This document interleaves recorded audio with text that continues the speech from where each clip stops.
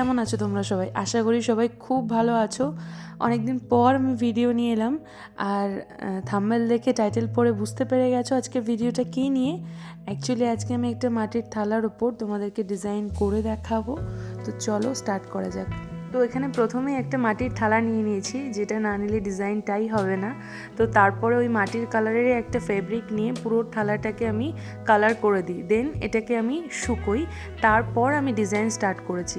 তো এই মাটির থালার তো একটা রহস্য আছেই, তো সেটা অবশ্যই বলবো। তো ডিজাইনটা আগে স্টার্ট করি।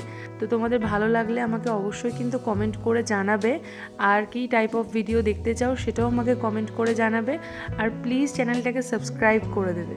এই ডিজাইনটা করতে আমি কয়েকটা ফেব্রিক ব্যবহার করেছি, যেমন সাদা, তার সাথে মিক্সড করে একটু হলুদ আর লাল ফেব্রিক ইউজ করেছি।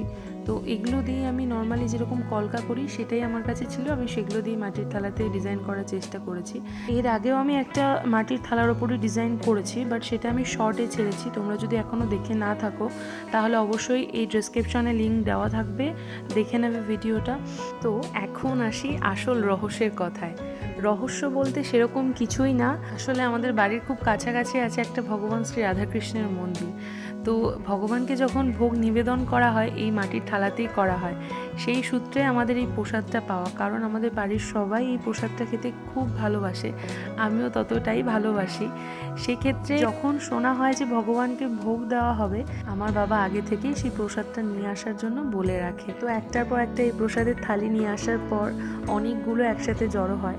আমি কিছুদিন আগে ছাদে উঠেছিলাম, তো তখন দেখি ছাদের এক কোণায় এই থালাগুলো পড়ে আছে। পরে ভাবলাম এইভাবে পড়ে থাকতে থাকতে নয় বৃষ্টিতে নষ্ট হয়ে যাবে, নয় কোনোভাবে আস্তে আস্তে সেই থালাগুলো নষ্ট হয়ে যাবে।